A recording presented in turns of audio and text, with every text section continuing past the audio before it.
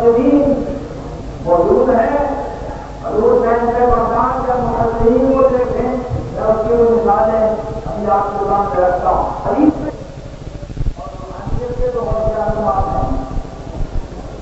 اپنے وقت کے مجدد حضور غوث اعظم اپنے وقت کے مجدد اعظم ہیں. حضور صاحب بغداد 52 سال کی عمر میں سیٹ پہ آئے. فرماتے ہیں 25 سال میں نے علم ظاہر سیکھا، 25 سال علم باطن سیکھا. پھر آ کر روحانیت کی مسند پہ جلوہ افروز ہوئے. اور میں یہ کر رہا تھا کہ شہنشاہ بغداد کی بارگاہ میں ساری تاریخ کا کام نہیں، کم از کم امام اہل سنت مولانا احمد رضا بریلوی چاہیے. سب سے آخری 2 نام جو میں لے سکتا ہوں تاریخ اسلام کی روشنی میں، حقائق کی روشنی میں، حضور غوث اعظم سے لے کر پیر مہر علی شاہ صاحب گولڑوی تک، یہ صرف 2 ہی بندے ہیں جن کا دامن تھام کے غوث اعظم کا مقام بیان کیا جائے. یا تو اعلی حضرت کا دامن پکڑ لو، یا پیر صاحب گولڑا جو نسباً گیلانی ہے، اصلی سے مشرباً چشتی نظامی ہے، اور نسباً کو وسیلہ مناتا ہوں غوثیت معاذ میں. اعلی حضرت کے ایک شعر کی صرف شرح کی جائے جو آپ نے غوث اعظم کی جان میں کہا ہے. ایک شعر کی شرح اس طالب علم لیول کے بندے کو 1 گھنٹہ چلے. اعلی حضرت عظیم البرکت شاہ احمد رضا بریلوی رحمۃ اللہ تعالی علیہ آپ سلسلہ قادریہ میں مرید ہیں، اور ایسے مرید ہیں اور آپ کو پتا ہے کہ 1856 میں آپ پیدا ہوئے، 1921 میں آپ کا وصال. کتنی عمر تقریباً 65 سال. جی کوئی کانٹیکٹ نہیں بیٹھا، اتنا مشکل سوال کر دیا. تقریباً 65 سال اور ہجری کے حساب قرآن کے مصنف ہیں، ایک پورے دیوان کے مصنف ہیں. آپ نے دیکھا کب، سوئے کب، پڑھا کب، کھایا کب، پیا کب، لوگوں سے ملے کب، تقریریں کب کی، جلسے کب کیے، دین کی تبلیغ کب کی، حج کب کیے. یہ اتنے قلیل عرصے میں آپ نے جو اتنی کثیر تصنیفات چھوڑی، اس میں راز کیا ہے؟ آپ کے وقت میں ایسی برکت کیسے آئی؟ بڑے بڑے علماء شخص و حیران ہیں. کوئی کمپیوٹر نہیں، کوئی پریس نہیں، کوئی چھاپا نہیں، کوئی سہولیات نہیں. تو اعلی حضرت عظیم البرکت رحمۃ اللہ علیہ نے فرمایا کہ ہماری مثال بارگاہ غوثیت میں ایسی ہے چون قلم در دست کاتب. اور فرماتے ہم نے کب لکھا؟ ہم تو قلم ہیں، دست غوثیت ہمیں پکڑ کے لکھواتا رہا، لکھواتا رہا، لکھواتا رہا. ہم لوگ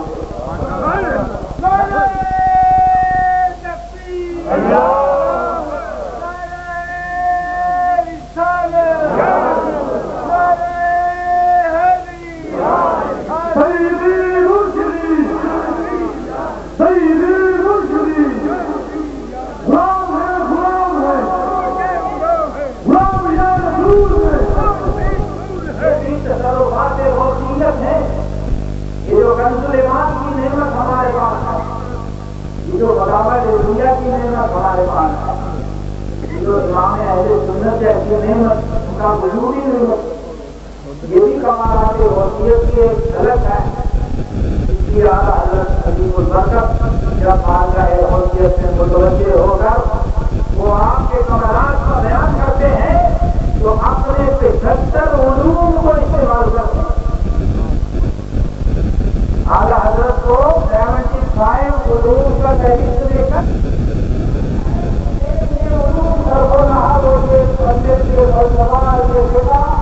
اور یہ جیسے رانی والے سارے مدانی یہ میں نے تصویر اور حادثہ سے حاصل کیے یہ سنا لوگ مجھے اجازت حاصل ہوئی وہاں سے ملے اور ایک غریب فہرست ہے جو اعلیٰ حضرت فرماتے ہیں یہ آج سرکن بارگاہ رسالت معاذ صلی اللہ علیہ وسلم کا صدقہ براہ راست اللہ کی بارگاہ سے وحدی طور پر ان سارے علموں کو حضور اعلیٰ حضرت نے اپنے حضور سے بغداد کے حضور جب اپنی عقیدت کا نظرانہ پیش کیا تو آپ نے استعمال کیا ایک الگ بڑا سبجیکٹ ہے ایک نئی اصطلاح ہے کچھ دیر ایسا ہے اس میں علم فلکیات کی اصطلاح کچھ دیر ایسا ہے اس میں علم الجبر اور ریاضیات کی اصطلاح کچھ دیر ایسا ہے اس میں علم ارشاد کی اصطلاح کوئی دیر ایسا ہے اس میں علم روحانیات کے تصوف کی اصطلاح آپ پڑھتے چلے جائیے اس کا ڈھونڈتے چلے جائیے حیرت ہوتی ہے اور سمجھ آتی ہے اعظم کا جو صلاحان ہے اور اعظم کا جو صلاحان ہے اسے طاقت مند ہے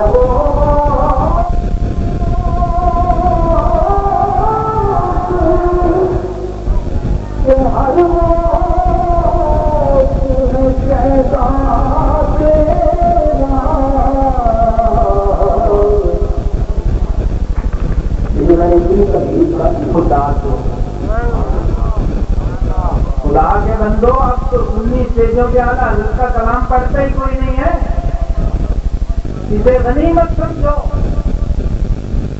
غنیمت سمجھ اب تو فیصلہ بازی ناتے پڑی جاتے سنیوں کے اسٹیجوں پر جس قوم کا امام احمد رضا بریلوی ہو جس کی فصاحت و بلاغت اور زبان دانی اہل عرب اہل زبان وہ کہتے ہوں کہ ہمیں یقین نہیں آتا کہ دولت المکیہ بالمعادت الغیبیہ جیسی کتاب 8 گھنٹے کے اندر ایک کجنی ہندی میں اصلی میں لکھی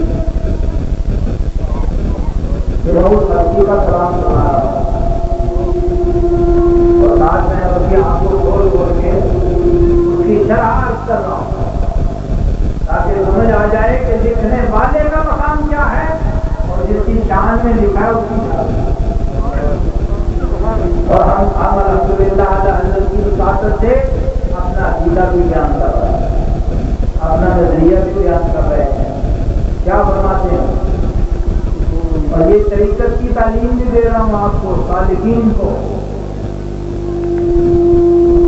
روحانیت کے جو طالب علم بیٹھے ہوئے ہیں طالبین وہ اس سے روحانی فائدہ بھی اٹھائے کیونکہ کلام الامام ہے امام الکلام امام کا کلام ہے وہ کلام کا امام ہوتا اس میں بڑے پہلو ہوتے ہیں ہر ایک کے لیے اس کی رہنمائی ہوتی ہے جس ظاہر والا ظاہری طور سے سیکھ رہا ہے جس باطن والا باطنی طور سے سیکھ رہا اعلیٰ حضرت فرماتے ہیں تو ہے وہ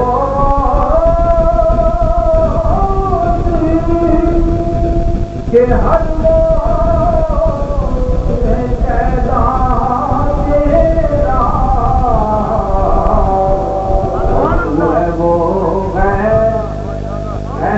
بدلی بارش برسانے والی بدلی کو ہے وہ ہے کہ ہر ویس ہے چاہتا تیرا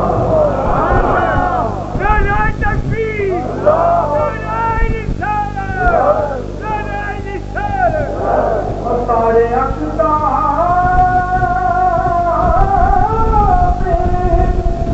جہاں کرتے ہیں کعبے کا سارے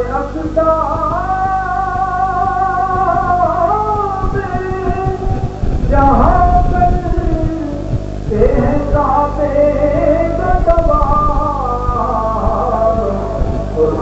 کرتا ہے طواف کرے والا تیرا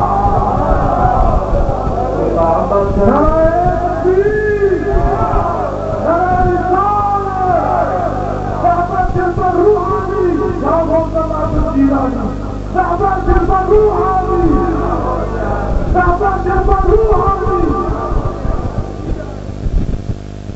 مزرعے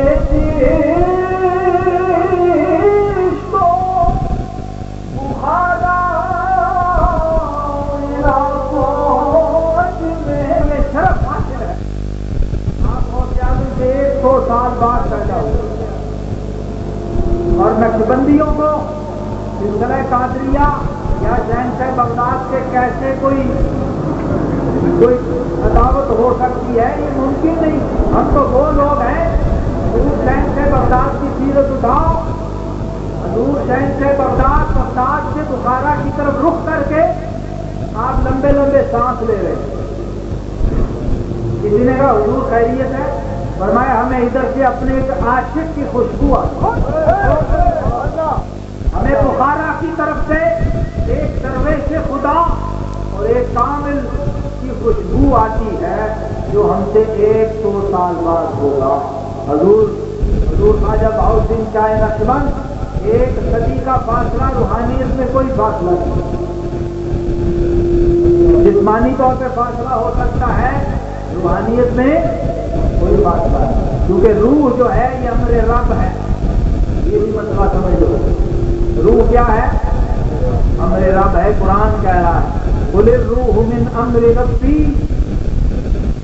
اے محبوب یہ جو تم سے پوچھتے ہیں یسألونک عن الروح، وہ پوچھنے والے بھی ویسے کافر ہونے کے باوجود اتنے سمجھدار تھے. انہیں پتا تھا کہ اور کسی کو پتا ہو نہ ہو، نبی کو ضرور پتا ہو. یہاں ایسے ایسے امتی کلمہ پڑھنے والے، وہ کلمہ پڑھ کے کہتے ہیں نبی کو کیا پتا ہو.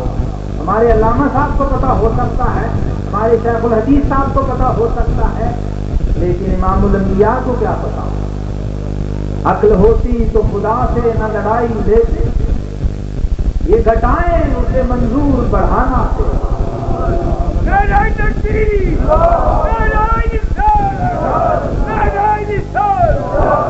یہ روحانیت کا مسئلہ ہے، قرآن کا مسئلہ ہے.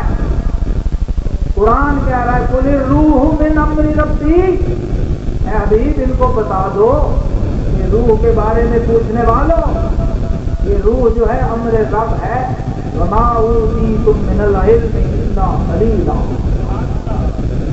اور تمہارے پاس اس کے بارے میں بس اتنا ہی علم ہے کہ روح تمہارے جسم میں ہے تو تمہارا جسم قائم ہے. اگر روح نکل گئی تو جسم کھوکھلا ویران بنجر. لیکن اگر میرے محبوبوں کی بات کرو گے تو وہ تمہیں اپنے عمل سے سمجھا دیں گے کہ روح کی کار فرمائیاں کیا کیا ہوتی ہیں، روح کہاں سے کہاں تک جا سکتی ہے، روح کی رینج کیا ہے. یہ میں ولی یا نبی کی روح کی بات نہیں کر رہا ہوں، عام انسانی روح کی بات کر رہا ہوں. قرآن سے پوچھ لیجیے. فرمائے انما امرہ اذا اراد شیئا ان یقول له کن فیکون. ادھر فرمایا روح کیا ہے؟ امر. یار غوث پاک کا فیض ہے یہ معصوم کا. یہ ہیں صوفیاء کے جو معارف ہوتے ہیں. یہ چیز کتابوں سے نہیں ملتی، یہ بھی میں بتا دوں. یہ معارف جو ہیں امام عبدالوہاب شعرانی قطب المحققین رحمت اللہ تعالی علیہ، آپ فرماتے ہیں قرآن اور حدیث کے معارف صرف اس شخص پر کھلتے ہیں جس کے لیے سونا اور مٹی برابر ہو جاؤ. اور قرآن کے لفظ تو سکھ کو بھی یاد ہو سکتے ہیں، آکسفورڈ اور کیمبرج کے پروفیسر کو بھی یاد ہو سکتے ہیں، لیکن قرآن کی حقیقت اور قرآن کی روح وہ صاحب قرآن کے غلام کو ہی نصیب ہوا کرتا ہے. قرآن کے لفظ یاد کر لینا کوئی کمال نہیں ہے، حدیث کے لفظ رٹ لینا کوئی کمال نہیں. اگر یہ محض یہ کمال ہوتا تو بڑے بڑے دنیا میں بیٹھے ہوئے ہیں وہ calculation, calculator, internet, cable, computer, بڑی بڑی تحقیقات ہو رہی ہیں. قرآن کی آیتیں جو ہیں وہ 6666 ہیں کہ 60 ہیں کہ 62 ہیں کہ 66. یہ کیلکولیشن کے کام تو کوئی مزدور بھی کر سکتا ہے، لیکن قرآن کی روح، قرآن کی حقیقت اور قرآن کا فیض، قرآن کے معارف، یہ صرف صاحب قرآن کی بارگاہ کی خیرات ہے۔ امام عبد الوہاب شعرانی رحمۃ اللہ تعالی علیہ، آپ صاحب علوم ظاہری و باطنی، بہت بڑے امام الحدیث اور بہت بڑے امام روحانیت، آپ نے اس عقدے کو کھولا۔ یہ معارف ہر کسی کا حصہ نہیں ہے۔ حضور شہنشاہ بغداد، حضور داتا گنج بخش سیدنا مخدوم علی حجویری، سیدنا جنید بغدادی، خواجہ معین الدین چشتی اجمیری اور امام ربانی مجدد الفسانی رحمہ اللہ کی بارگاہوں سے یہ خیرات ہے۔ اگر یقین نہیں آتا تو علامہ اقبال کو دیکھیے۔ علامہ اقبال نے نہ کیمبرج چھوڑا، نہ ایکسفورڈ چھوڑا، نہ لنکن ان جرمن چھوڑا، نہ نشے کو چھوڑا، نہ اس نے برگسان کو چھوڑا۔ فرینچ، جرمن، انگلش، عربک، فارسی، ہندی، تمام علوم جدیدہ و قدیمہ، جب سارا کچھ وہ سیکھ کے پڑھ کے فارغ ہو جاتا ہے، علامہ کہتے ہیں جو آخری دعا کرتے ہیں اللہ کی بارگاہ میں، وہ کیا ہے؟ کہتے ہیں عطا اخلاص کا جب سے شروع کر، شریک زمرے لا یحزنوں کر، فرت کی گٹھیاں سلجھا چکا میں، میرے مولا مجھے صاحب جنون۔ وہ بھی یہی دعا مانگا کہ اللہ اس جنون کی لذت بھی ہمیں عطا فرما جو تیرے ہاتھوں کا حصہ ہو۔ یہ اولیاء اللہ کا فیضان ہے۔ عارف قرآن جو ہے یہ اولیاء اللہ کا فیضان ہے۔ قرآن کہہ رہا ہے قل الروح من امر ربی، یہ روح رب کا امر ہے۔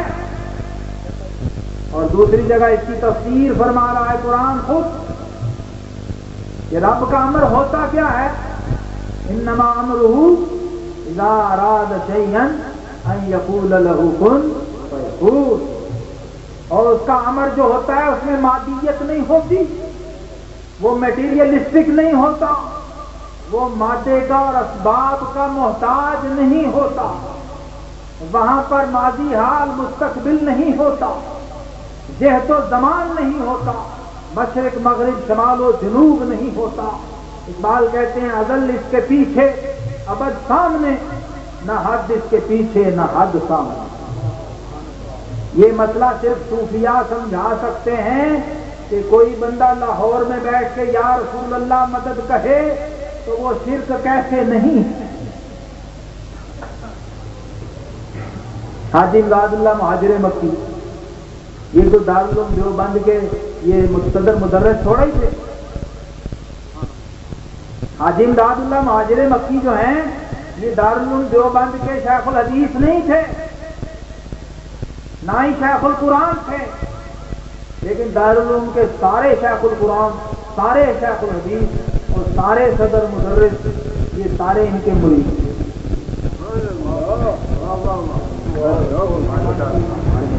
حاجی صاحب نے یہ مسئلہ سمجھا دیا، مولانا گنگوہی کو سمجھ نہیں آیا، مولانا تھانوی کو سمجھ نہیں آیا، مولانا ناموسی کو سمجھ نہیں آیا، مولانا امبیڈکری کو سمجھ نہیں آیا، مولانا ٹانڈوی کو سمجھ نہیں آیا، لیکن ایک صاحب ولایت کی بارگاہ میں بیٹھ کر کمالات ولایت اور درجات ولایت اور سلوک کے مراحل کو طے کرنے والے اس درویش خدا کو یہ بات سمجھ آ گئی جب کسی نے سوال کیا کہ حضرت ہم یہاں بیٹھ کے کہیں یا رسول اللہ مدد، یا غوث اعظم مدد، تو یہ تو شرک ہو جاتا ہے، یہ تو جناب توحید خطرے میں پڑ جاتی ہے۔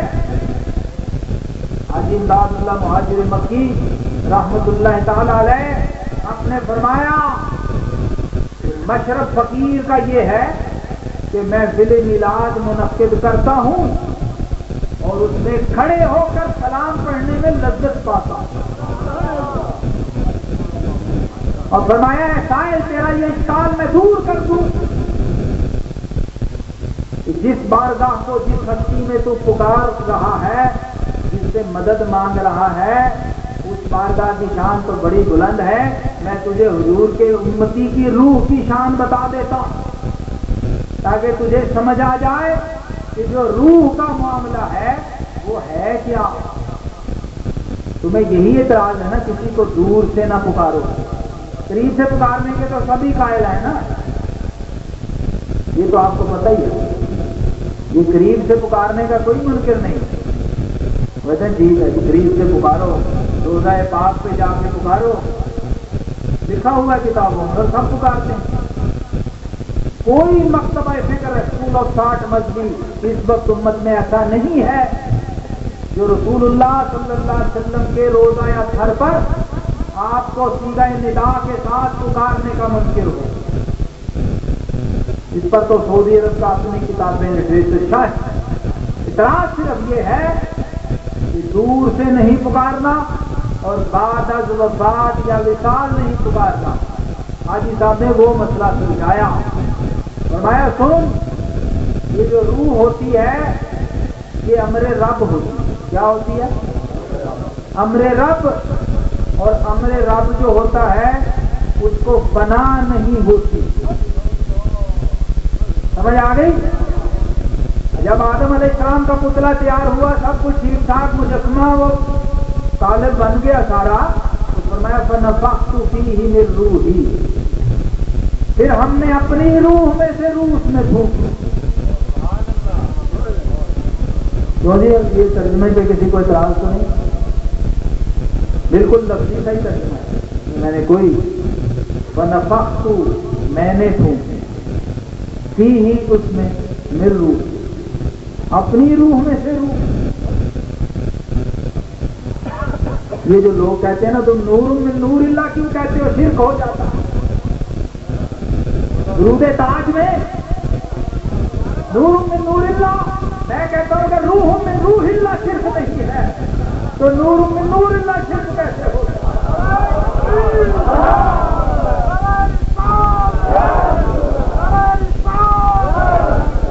یہ تو رب خود کہہ رہا ہے بابا، رب تو بریلوی نہیں ہے،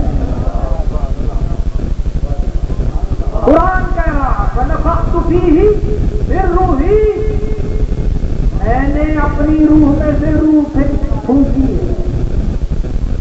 اور رب کہہ رہا ہے اپنی شان کل من علیہا فان، ہر چیز کو کھڑا ویبقی وجہ ربک ذو الجلال، بقا ہے صرف ذات باری تعالیٰ کی، اور ذات باری تعالیٰ کے لیے بقا، صفات باری تعالیٰ کے لیے بھی بقا، کمالات باری تعالیٰ کے لیے بھی بقا، اسماء باری تعالیٰ کے لیے بھی بقا۔ یہ جو امر رب ہے اللہ تبارک و تعالیٰ نے، وہ انسان کے اشرف المخلوقات ہونے کا مطلب کیا؟ یہی مطلب ہے کہ یہ امر رب، یہ امانت الہیہ، اسے زمین و آسمان نہیں اٹھا سکے۔ فحملہ الانسان، فرمایا اسے انسان نے اٹھا لیا، انہ کان ظلوما جہولا۔ جاؤ دنیا کے بڑے بڑے مفسرین سے پوچھو کہ جو اچھا کام کرے اسے شاباش ملتی ہے کہ اس کو ڈانٹ پڑتی ہے؟ بھئی یہ ظلومن جہولا کیا ہے؟ یہ انسان کی خوبیاں بیان ہو رہی ہیں، اسے شاباش دی جا رہی ہے۔ ظلومن جہولا کا کیا مطلب ہے؟ انتہائی ڈگری ہے، بہت بڑا ظالم اور بہت بڑا جاہل۔ اور اس کا مطلب بھی کوئی غوث اعظم کا غلام ہی سمجھائے؟ بھئی ملنی تو داد چاہیے تھی مولا، تیری پوری کائنات سجی ہوئی تھی اور تو نے کہا میں اپنی امانت پیش کرتا ہوں۔ بھئی کون اٹھاتا ہے؟ سب سے پہلے آسمان کو، بڑا بڑا آسمان ہے، اس نے بھی معذرت کر دی، پھر زمین بڑی ہے، پوری کی پوری زمین، اس نے بھی معذرت کر دی۔ پوری کائنات میں سب سے بڑے محل یہی تھے، بڑے مظاہر قدرت و فطرت یہی تھے، انہوں نے معذرت کر دی، جناب ہمارے بس کا روگ نہیں۔ اور قرآن نے مہر تصدیق لگا دی، لو انزلنا هذا القرآن على جبل لرأيته خاشعا متصدعا من خشية الله، اگر اپنے اس کلام معارف اور اپنے اس امانت کو ڈال دیتے تو فرمایا وہ اس کی ہیبت سے ریزہ ریزہ ہو جاتا، لیکن ایک نکڑ میں یہ ایک چھوٹا سا وجود کھڑا دیکھ رہا ہے کہ اتنا بڑا بادشاہ، اتنا بڑا حکم الحاکمین یہ آفریں کروا رہا ہے، کوئی جواب ہی نہیں، کوئی پازیٹیو بات نہیں، تو اس کے جذبہ بندگی نے جوش مارا، جوش کیا اس کے اندر کے تعلق نے، اس کے انسانیت نے۔ اس نے کہا مولا ویسے وجود تو بہت چھوٹا ہے، لیکن اب کیونکہ اور کوئی آگے بڑھ ہی نہیں رہا، یہ بڑے بڑے ہاں میں جواب نہیں دے رہے، تو اس چھوٹے کو قبول کر لے۔ فحملہ الانسان، انسان نے اس امانت الہیہ کو اٹھا لیا۔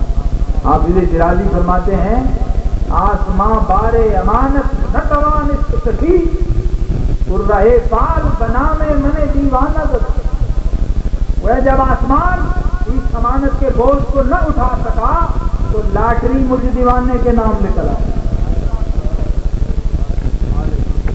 یہ وہ روحانیت، یہ وہ امانت الہیہ ہے جس نے خلافت و نیابت کا منصب انسان کو زمین پر عطا فرمایا۔ انی جاعل فی الارض خلیفہ، اسے زمین پہ خلیفہ بنا دیا۔ میں اس بڑے لوگوں کی روح کی بات نہیں کر رہا۔ حاجی صاحب فرماتے ہیں اللہ تعالیٰ نے آدم کے ہر بیٹے کے وجود میں جو اپنی روح پھونکی ہے، اس روح کی شان یہ ہے کہ اگر وہ روح اپنی طاقت ظاہر کرے، اپنے تصرفات کا دروازہ کھول دے، تو پھر اس کے لیے یہ لاہور اور مدینہ تو تھوڑا سا فاصلہ ہے، مشرق و مغرب، شمال و جنوب اور عرش و فرش بھی کوئی شہر ہے۔ فرمایا نہ اس میں شرق ہے، نہ غرب ہے، نہ شمال ہے، نہ جنوب ہے، نہ جہت ہے، نہ زمان ہے، نہ ماضی ہے، نہ حال ہے، نہ مستقبل۔ بھائی جب دوری ہے ہی کوئی نہیں تو فتویٰ کس بات کا؟ جب عام روح اللہ کے ولی کی روح جو ہے اس کا یہ عالم ہے تو امام الانبیاء صلی اللہ علیہ وسلم کی روح پاک، آپ تو ابو الارواح ہے، آپ کی روح اعظم ہے، آپ کی روح کو کہیں جانے کی ضرورت نہیں۔ پوری کائنات، اس کا ہر ذرہ اس روح پاک کی چوکھٹ پہ 24 گھنٹے سجدہ ریز، یہ اہل نظر ہی جان سکتے ہیں۔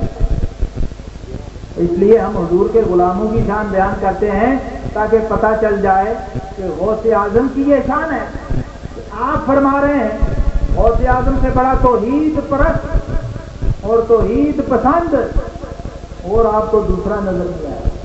آپ نے اپنے بیٹے کو جو آخری کلمات کہے دنیا سے جاتے ہوئے تو میں علیک بالتوحید، علیک بالتوحید، علیک بالتوحید، اتنے بڑے موحد اعظم۔ آپ فرماتے ہیں مجھے قسم ہے رب العزت کی کہ اگر میں مشرق میں ہوں، میرا مرید مغرب میں ہو اور اس کا سطر کھل جائے تو قسم ہے رب کائنات کی میں اس کا سطر ڈھانپ۔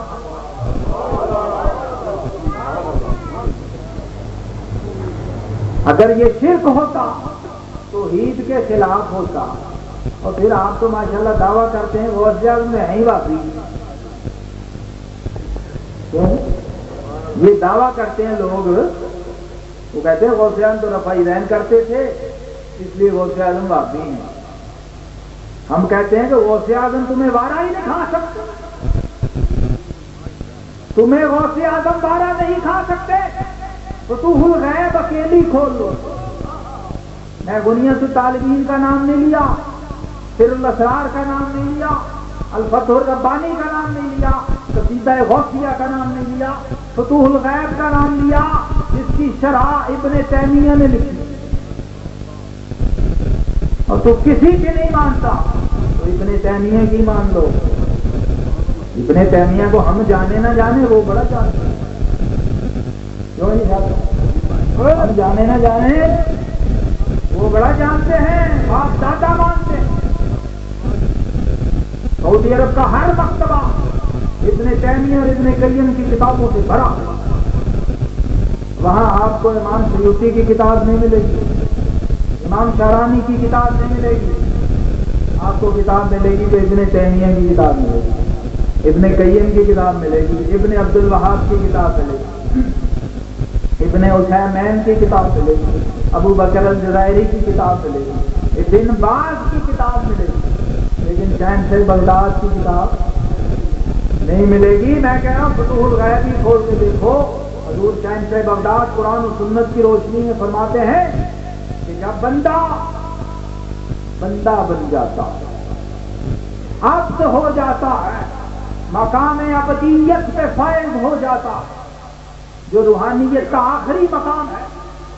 آج شہنشاہ بغداد کا دامن تھام کے کہہ رہا ہوں کہ آج لوگ غوث بننا چاہتے ہیں، قطب بننا چاہتے ہیں، ابدال بننا چاہتے ہیں، پیر بننا چاہتے ہیں، شیخ بننا چاہتے ہیں، عبد کوئی بننے نہیں۔ حالانکہ سارے غوثوں، سارے قطبوں نے جس چیز کو معراج قرار دیا ہے وہ مقام عبودیت ہے، وہ بندگی ہے، وہ جھکنا، وہ عاجزی ہے۔ اور بندگی کو جس نے معراج بخشی، قرآن حدیث خود رب کائنات جب اس معراج بندگی پر فائز ہستی کو مخاطب کرتا ہے تو کہتا ہے عبدہ ورسولہ۔ جب اس کے عروج کی انتہا کی بات ہوتی ہے تو وہاں مزمل نہیں کہتا، مدثر نہیں کہتا، رسول نہیں کہتا، بشیر نہیں کہتا، نذیر نہیں کہتا، کیا کہتا ہے؟ سبحان الذی اسری بعبدہ۔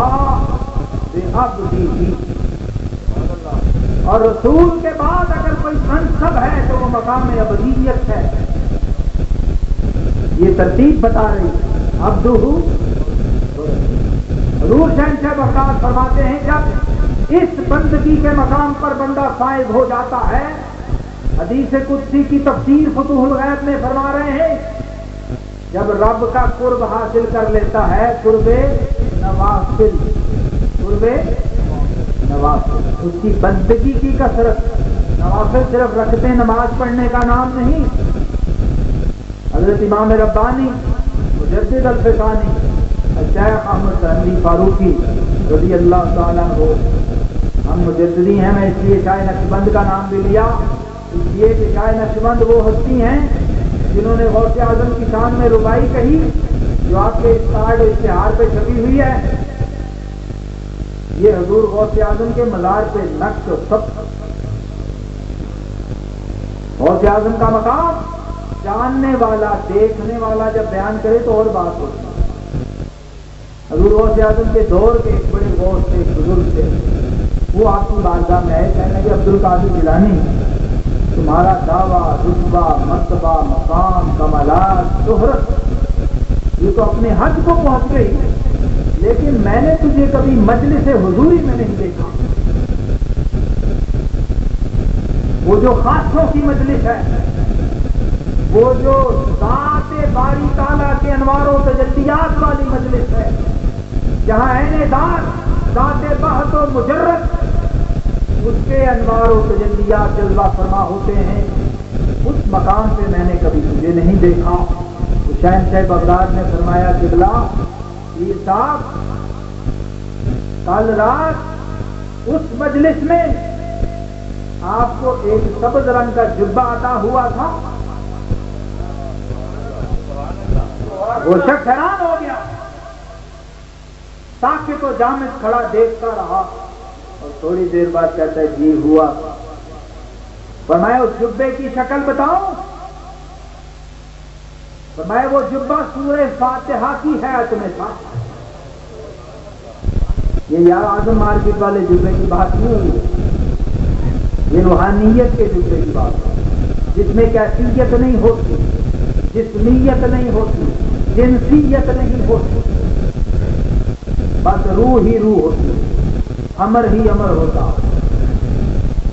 تو وہ آپ کے قدموں میں گر پڑے، فرمایا اے شیخ وقت، تو نے جبہ دینے والے کو دیکھا تھا؟ کہا حضور نہیں.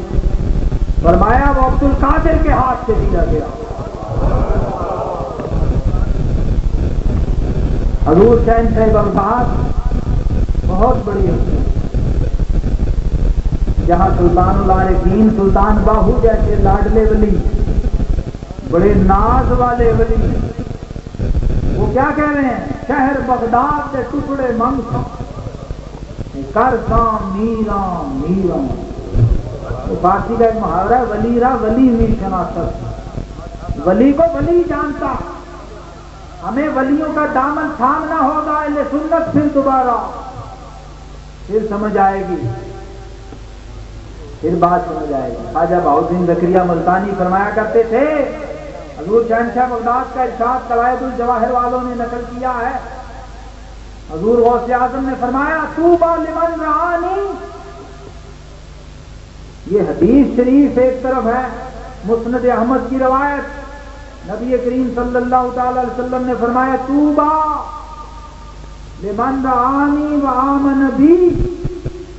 فرمایا خوشخبری ہے، بشارت ہے یا جنت ہے، تینوں ہی ترجمے ہیں اس شخص کے لیے جس نے مجھے دیکھا اور مجھ سے ایمان لایا. یہ حضور امام الانبیاء سرور کائنات صلی اللہ علیہ وسلم فرما رہے ہیں،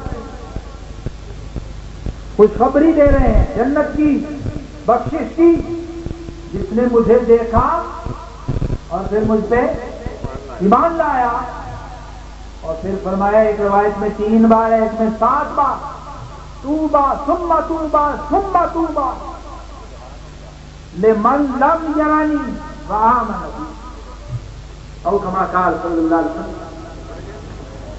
فرمایا جس نے مجھے نہیں دیکھا اور مجھ پہ ایمان لایا. حضور شہنشاہ بغداد فرما رہے ہیں طوبی لمن رعانی، فرمایا خوشخبری ہے اس شخص کے لیے جس نے مجھے دیکھ لیا. اور فرمایا مجھے حسرت و افسوس ہے اس شخص پر جس نے مجھے نہیں دیکھا.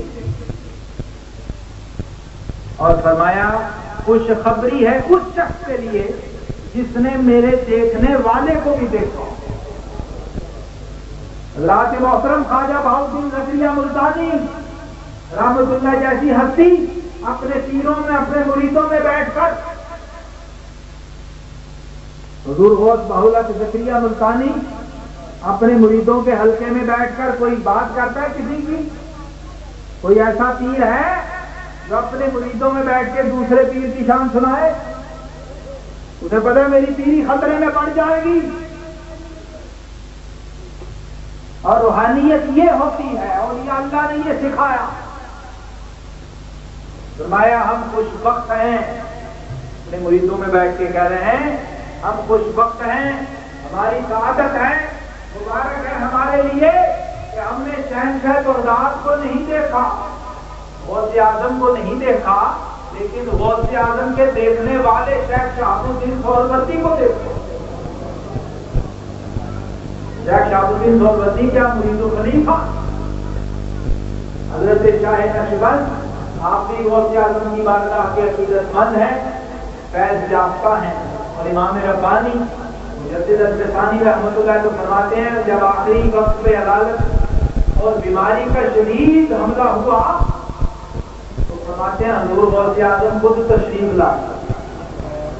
نقشبندی مجددی کو غوث اعظم کا دامن چھوڑ سکتا ہی نہیں. یار حضور غوث اعظم اتنا پیار کریں اپنے سارے مریدوں کے مریدوں سے، بلکہ اپنے آقا کی امت پہ اتنی شفقت کریں کہ کسی نے عرض کیا کہ حضور یہ تو آپ نے فرما دیا میرا مرید ہو، مشرق سے میں مغرب میں ہوں، قتل کھل جائے میں کام دیتا ہوں، میرا مرید ہو. حضور غوث اعظم بتاتے ہیں میں نے داروغہ جہنم مالک اس سے پوچھا کہ کوئی قادری بھی ہے نا، کوئی نسبت غوثیت والا ہے، کوئی میرا مرید ہے. غوث اعظم کا مرید کون ہوتا ہے وہ سیدھا غوثیہ میں لکھا ہوا ہے. حضور غوث اعظم کا خود فرما رہے ہیں، بشارت سنا رہے ہیں. تمہارا نے داروغہ جہنم سے پوچھا تو کوئی میرا مرید تو نہیں یہاں آیا؟ کہا نہیں حضور نہ آپ کا مرید آیا نہ آیا.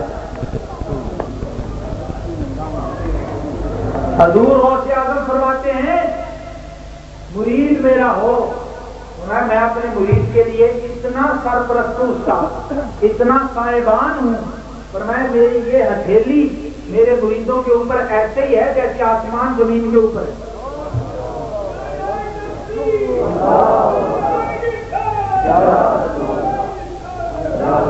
کسی نے کہا حضور ایک بندہ آپ کا 2 روپے ملا ہی نہیں، اسے 5ویں اور 6ٹھی صدی ہجری نصیب ہی نہیں ہوئی، وہ جا کے 14ویں صدی میں جا پڑا، آپ سے محبت رکھتا ہے، آپ سے عقیدت رکھتا ہے، اس کے بارے میں کیا فرماتے ہیں؟ فرمایا قیامت کو میں اس کا بھی ذمہ دار ہوں، میں اس کی شفاعت کروں گا، اور فرمایا وہ میرا مرید ہے۔ یہ غوث اعظم نے سنا، جو شخص قیامت تک میرے ساتھ قلبی تعلق رکھے گا، محبت رکھے گا، عقیدت رکھے گا، میں ضامن ہوں، میں اس کا شفیع ہوں قیامت کے دن، اور وہ میرا مرید ہے۔ آپ نے اسے حلقہ ارادت میں قبول فرمایا۔ اب بتاؤ اتنا سستا سودا جو چھوڑ دے وہ کوئی بدبختی ہو سکتی؟ حضور غوث اعظم سے تعلق توڑنا یہ کسی سالک و صوفی کو وارے ہی نہیں کھاتا، وہ شخص ولایت کے دائرے میں داخل ہو ہی نہیں سکتا، چاہے کسی سلسلے کا بھی ہو۔ حضور شہنشاہ بغداد تو وہ ہستی ہیں، خواجہ بہاؤالدین رضیہ مردانی کا یہ شعر جو میں پڑھ رہا ہوں کہ بار شیراں شرف دارت سگے درگاہ جیلانی، اس کو تونسا شریف کے سجادہ نشین خواجہ اعلیٰ بخش تونسوی رحمت اللہ علیہ اس طرح پڑھا کرتے تھے۔ وہ کہتے تھے اوے شیر جو کیا ہوتے ہیں، آپ فرماتے تھے بر پیراں شرف دارت سگے درگاہ جیلانی، ویسے شیراں نہیں پیراں، غوث اعظم کا کتا بڑے بڑے پیروں پہ بھی فضیلت ہے۔ اب یہ وہی بات کہہ سکتا ہے جس نے غوث اعظم کی شان دیکھی ہے، سنی نہیں۔ شنیدہ کہ بود مانند دیدہ انا الحسنی والمخدع مقامی واقدامی علی عنق الرجال،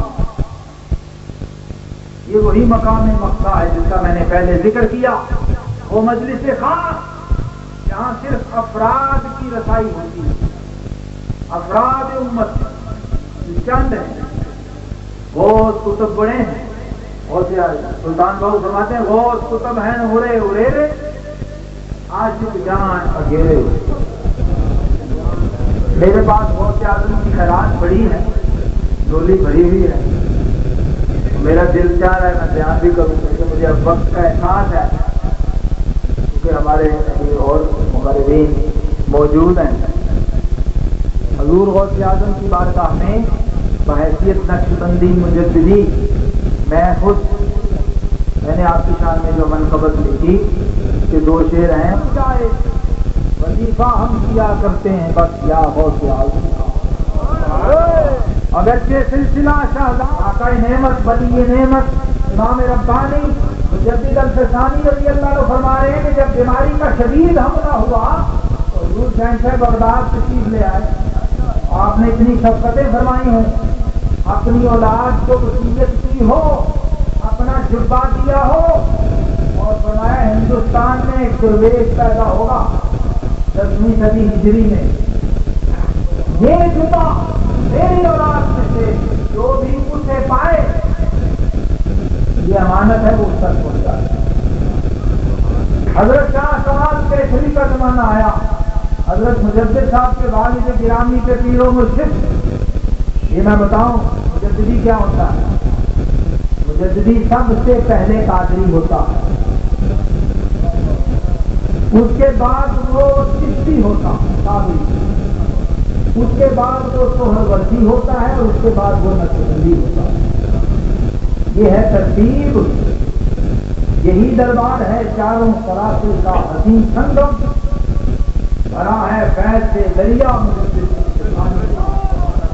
روانہ غوث اعظم نے کیا ذکر محبت سے، مقام اس میں ہے پوشیدہ مجدد الفسانی، خدا کے فضل سے شہداد ہم بھی نقشبندی ہیں، ہمارے سر پہ ہے سایہ مجدد سلطانی کا۔ مجدد صاحب کو شہن سے بغداد نے جبہ بھیجا، شاہ کمال کیسری رحمۃ اللہ علیہ کا زمانہ آیا، حضور غوث اعظم کی اولاد ہیں۔ مجدد صاحب فرماتے ہیں جب میں سلسلہ قادریہ کی صف پہ نظر ڈالتا ہوں تو غوث اعظم کے بعد دوسری ہستی نظر آتی ہے، وہ شاہ کمال آپ کے پوتے حضرت شاہ سکندر کیسری، حضرت خواجہ شیخ محمد طاہر بندگی کے پیر و مرشد، آپ کے پاس ہوئی بات کیا کمال کیسری کے پوتے، اور یہ بھی پتہ چل گیا کہ یہ وہی درویش ہے شیخ احمد سرہندی، سلسلہ قادریہ کا فیض بھی آپ سے حاصل کیا، لیکن فرمایا گھر کا تبرک ہے، گھر نہیں رہے۔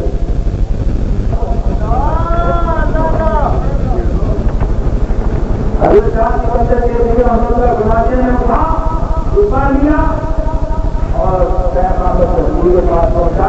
حضرت صاحب فرماتے ہیں حضرت تشریف لائے، آپ راستے میں تھے، بتایا وہ روپئے کو مجھے سلا کر اسی ہاتھ میں ہم راستے میں تھے، لا کر آپ کو بتا حضرت مجدد فرماتے ہیں اس روپئے کو ڈالنے کی برکت تھی کہ نسبت قادریہ اور تمام علماء کو حاصل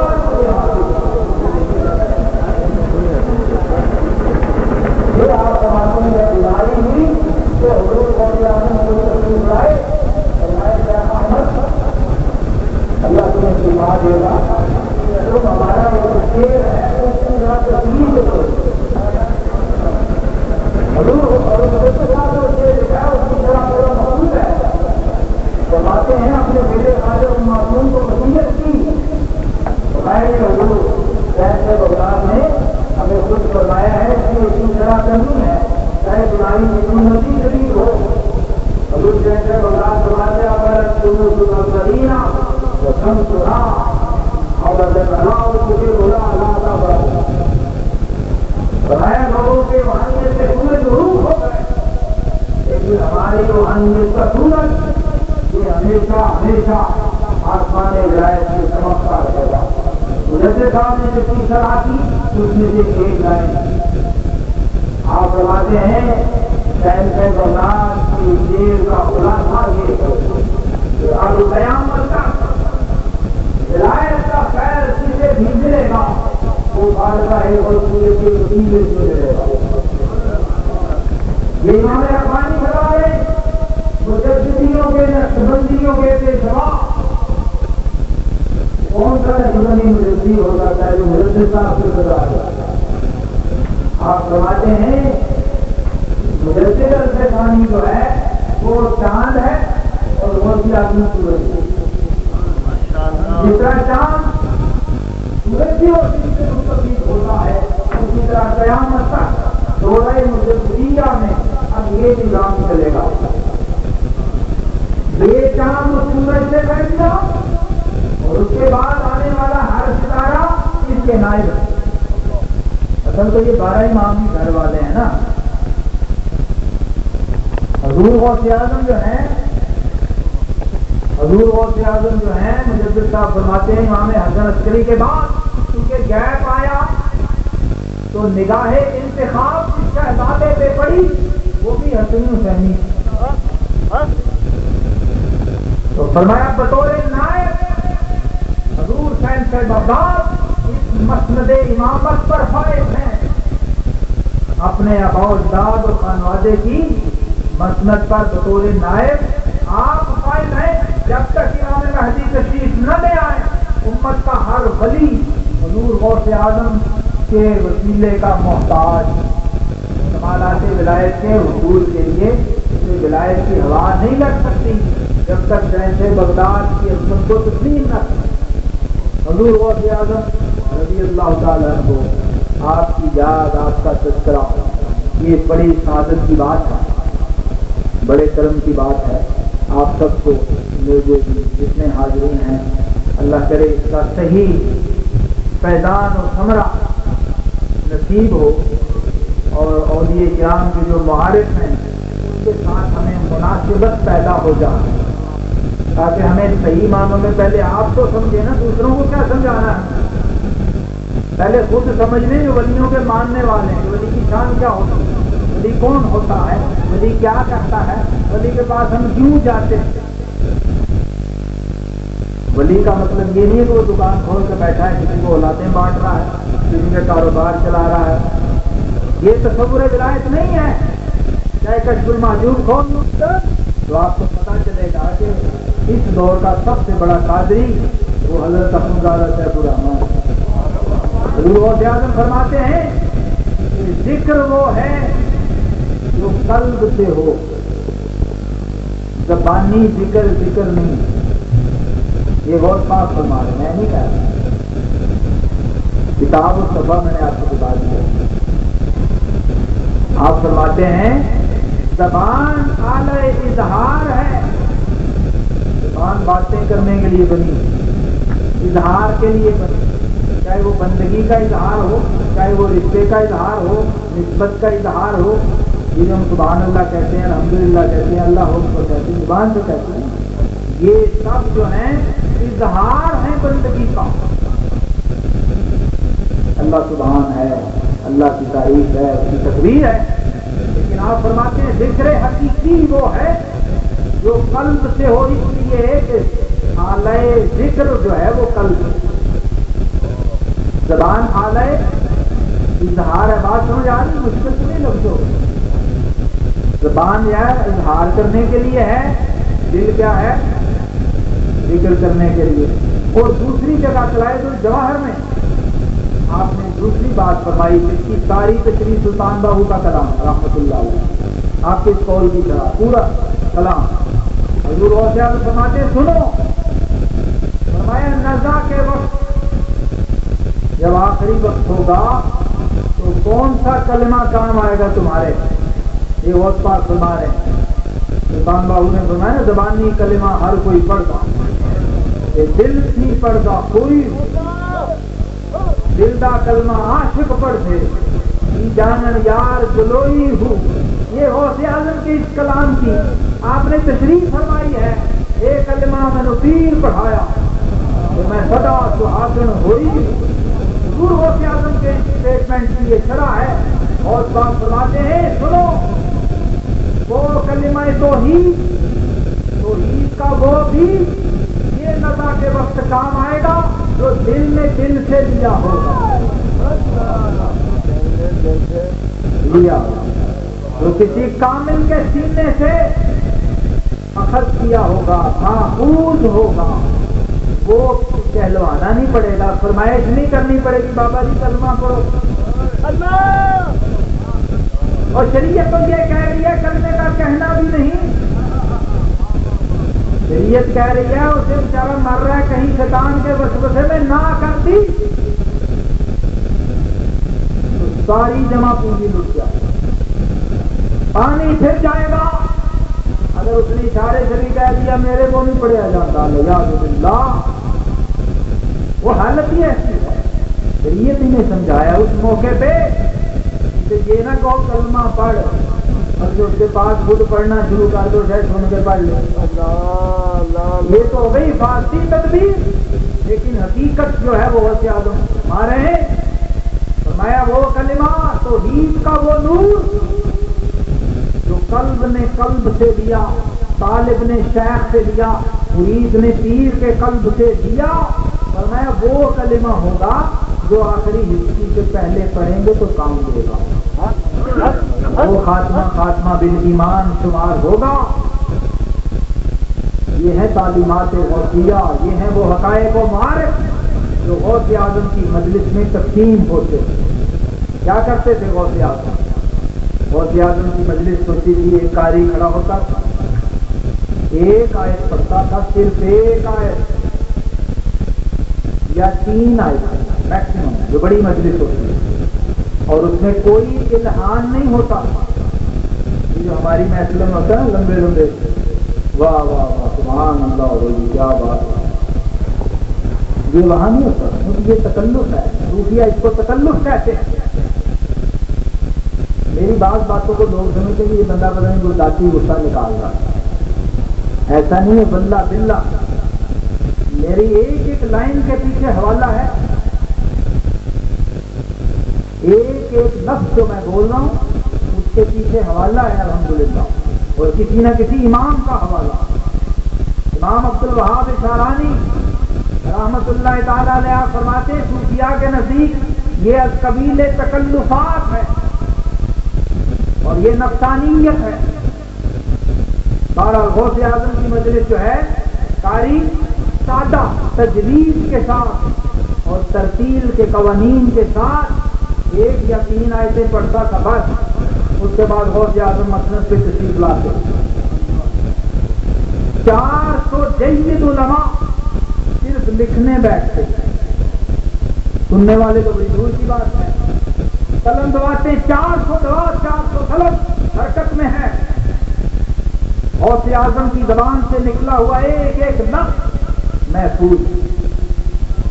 اسی لیے یہ بات سچ ہے، غوث اعظم درمیان اولیاء، اس امت کے کسی ولی کا کلام اس طرح محفوظ نہیں ہے جس طرح غوث اعظم کا کلام محفوظ ہے، اور یہ خاصہ صرف امام الانبیاء۔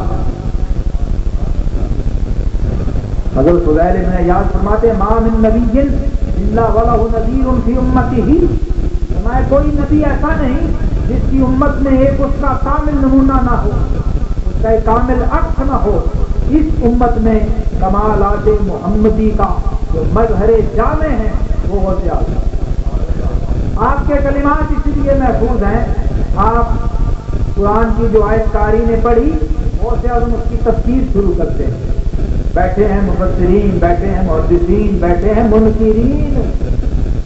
منکرین بھی بیٹھتے تھے آپ کی مجلس میں، تنقید اعتراض۔ یہ علامہ ابن جوزی ان لوگوں میں سے بڑے محدث تھے، کسی نے ان سے کہا حضرت آپ ہمارے پیر کی محفل میں چلو، بس اس بات کو ختم کرتا ہوں آپ نے فرمایا میں نے کیا کرنا ہے وہاں، کیا کرتا ہے تمہارا پیر؟ ان کا جی ہمارا پیر صاحب تفسیر ہے، قرآن کی تفسیر بیان کرتا ہے، فرمایا ہمیں الحمدللہ آتی ہے، وہ حدیث بیان کرتا ہے، فرمایا ہمیں آتی ہے، وہ فقہ بیان کرتا ہے، فرمایا ہمیں آتی ہے۔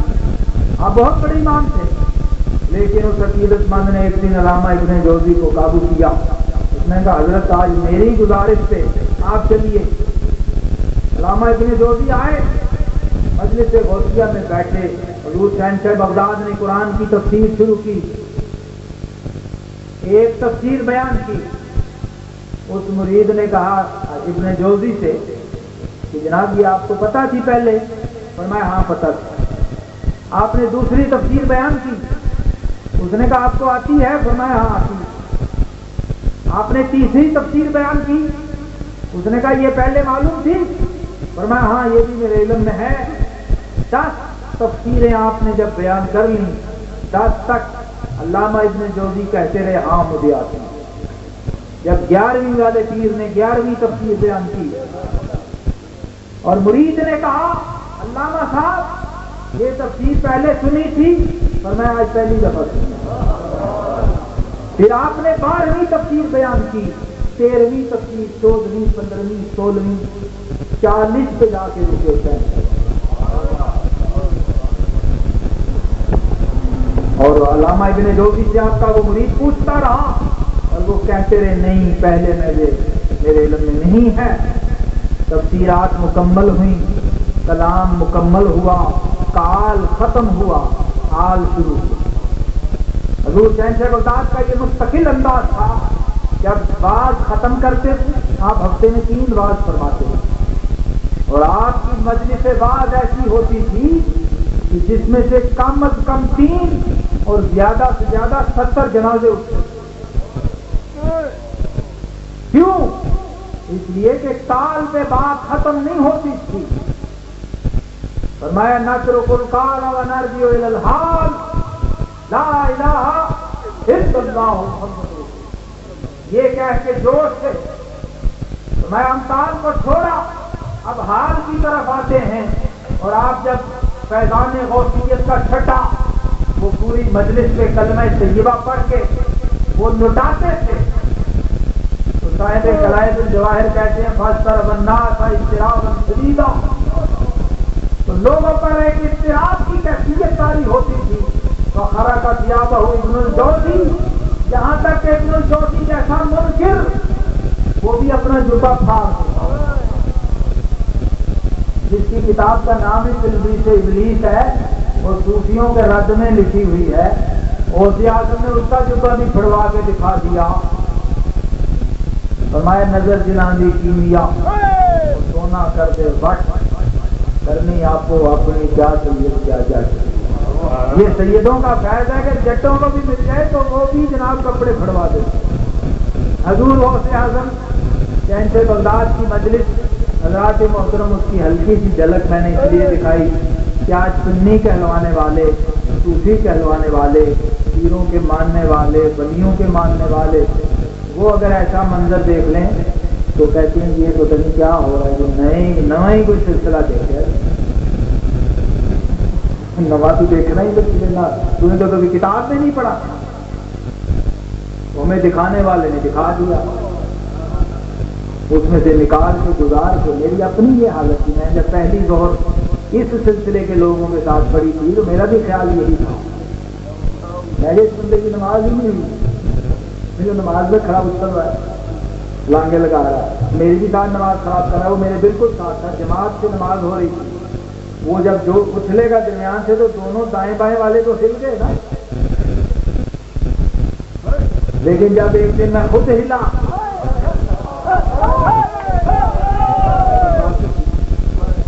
بات اصل میں یہ ہے کہ تصوف کال نہیں حال ہے. اور اعلیٰ حضرت عظیم البرکت رحمت اللہ جہاں اپنے لطائف نقشبندیہ کا ذکر کیا اپنی کتاب کنز الحقائق میں، کنز الدقائق، اور آپ کے رسالے کا نام ہے تصوف کے اشعار ہیں، کشف الحقائق شرح اسرار الدقائق، یہ آپ کا رسالہ ہے. اس میں آپ فرماتے ہیں یہ جو لطائف ہے نا نقشبندیوں کے، قلب، روح، دل، خفی، اخفا، یہ نام لکھے اعلیٰ حضرت. فرماتے ہیں ان لطائف کا جو ذوق ہے نا، اس کے آگے آپ نے ایک مصرع لکھا ہے، فرمایا ذوق ای میں نہ شناسی تا خدا بخدا تا نہ چکھی. فرمایا اس میں کا مزہ اس وقت تک نہیں آ سکتا جب تک خود نہ چکھو. تو غوث اعظم جو ہیں وہ تعلیم کتاب بھی فرماتے تھے، تزکیہ نفس بھی فرماتے تھے، اور روحوں کو ایسا پاک کرتے تھے کہ ذات باری تعالیٰ کی محبت میں کبھی کبھی فرشوں پہ بیٹھی ہوئی روحیں جسموں سے پرواز کر کے عرشوں پہ پہنچ جاتی ہیں. لوگ سمجھتے تھے جنازے اٹھ گئے، 70 جنازے، کسی مولوی کی مجلس سے ایک جنازہ اٹھ جائے تو کیا بنے گا؟ یعنی مولوی صاحب کی وجہ سے بندہ مر گیا، روح پرواز کر گئی. لیکن غوث اعظم کی مجلس میں لوگ شوق سے آیا کرتے تھے کہ شاید میرا بھی نمبر لگ گیا. حضور غوث اعظم آپ جامع علوم ظاہر و باطن تھے، مجدد وقت تھے. تو مجدد کون ہوتا ہے؟ جو نبی کا کامل وارث ہو، صرف لفظی رٹانا آتا ہو، یعلمہم الکتاب ہی نہ جانتا ہو، وہ ویزکیہم کا بھی مظہر کامل. یہ تین ہی چیزیں ہیں وراثت نبوت، ویعلمہم الکتاب والحکمہ ویزکیہم. حضرت مجدد فرماتے ہیں نبی کا وارث وہ عالم ہے جو علم احکام بھی رکھتا ہو، علم اسرار بھی رکھتا ہو. یہی حضور نے ورثہ صحابہ کو تقسیم کیا. صحابہ نے آگے اولیاء امت کو، اغواث امت کو، اقطاب امت کو، اور انہوں نے آگے حضور کی امت کو. وآخر دعوانا الحمدللہ رب العالمین، صلی اللہ تعالی علیہ وسلم وآلہ وصحبہ.